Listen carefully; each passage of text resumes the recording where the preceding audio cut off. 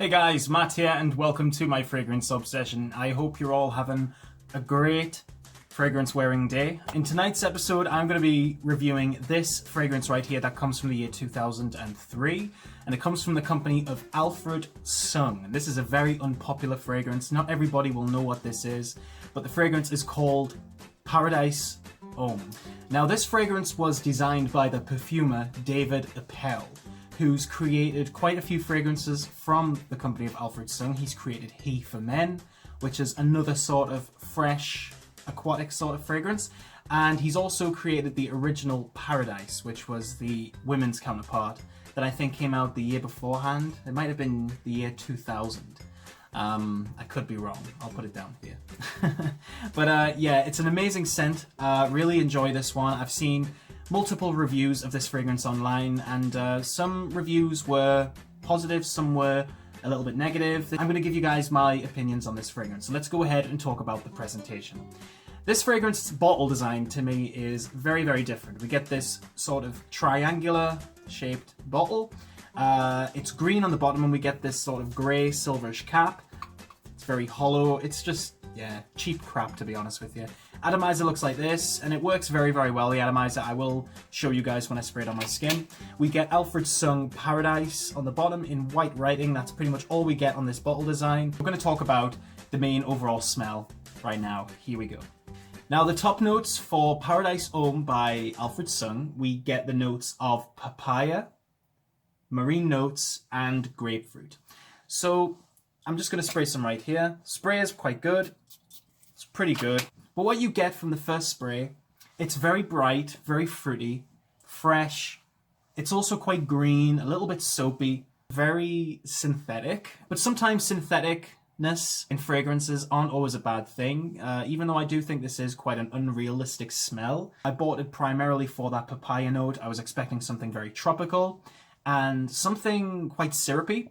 To me, it's not syrupy. It has a bit of a tropicalness to it. But to me, it is just a nice, fresh, clean scent. I do get a tiny aquatic vibe out of it, but the papaya note isn't the type of smell that I was expecting, because I haven't actually come across a lot of papaya in fragrances, so I didn't really know what to expect. But from what I'm smelling, it's quite tangy. It does have that sort of sourness to it as soon as you spray it.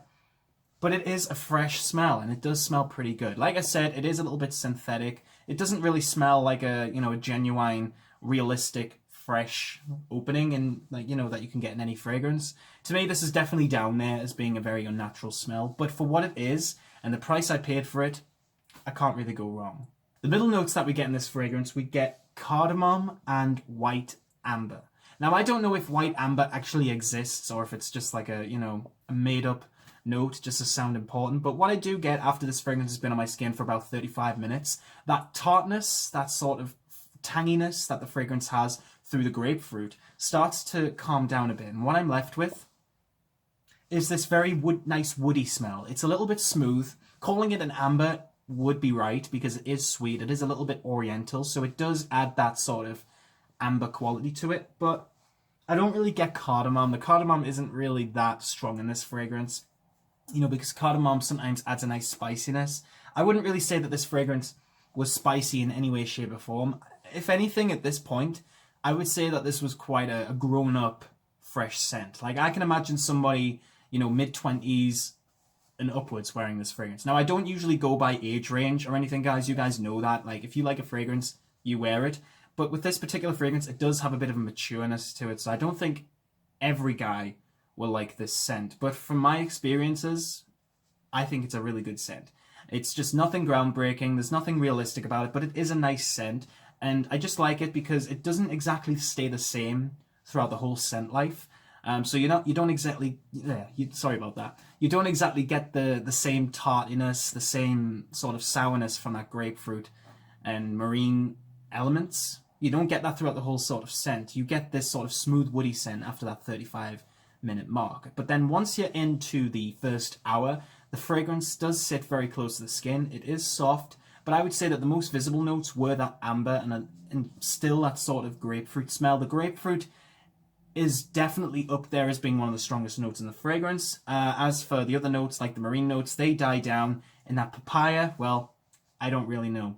But if I did have to say something, you know, if I did have to give the papaya a bit of credit in the opening, it does have, you know, it does have an exotic feel to it. Like, it doesn't smell overly tropical, because to me, I associate notes like coconut, pineapple, you know, rum. To me, those are very tropical notes. But with the papaya, it just adds this sort of green-like quality to it. So I think that the color of the bottle and everything is absolutely spot on. But it's really nice at this point. Now let's go ahead and talk about the base notes. Now the base notes we get are patchouli, sandalwood, and musk. Now this fragrance on my skin lasts for about 3 to 4 hours, depending on how much I spray. So the longevity isn't the best, but let's remember this is a fresh, sort of aromatic, aquatic fragrance. Not expected to have amazing longevity. Of course, it is an eau de toilette, so it's, you know, it's pretty reasonable. And for the price that I paid for it, you know, I can't go wrong. In the dry down, you get this very soft patchouli. You get a little bit of that sandalwood, creating a nice sort of smooth woodiness. And the musk creates this kind of slightly synthetic smokiness in the dry down. It's quite strange. It isn't exactly my favorite part of the whole fragrance. I think if I did have to pick a favorite part, I would say after that hour mark, with that sort of smooth amber quality that it gives off. It's really, really nice. The amber note in this fragrance is pretty good.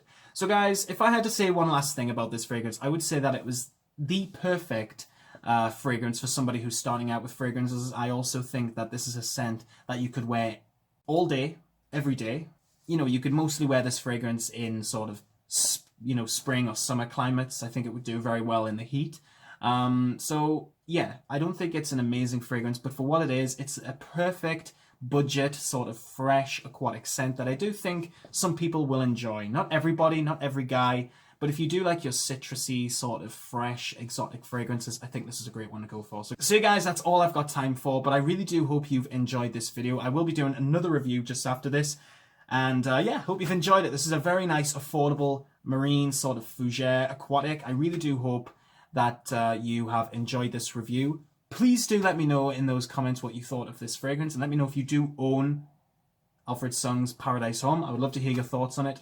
Good fragrance, bad fragrance, I don't care what you guys think. Please do let me know. Thanks so much for watching, guys. Keep smelling good, and I'll see you in the next episode. Bye-bye for now.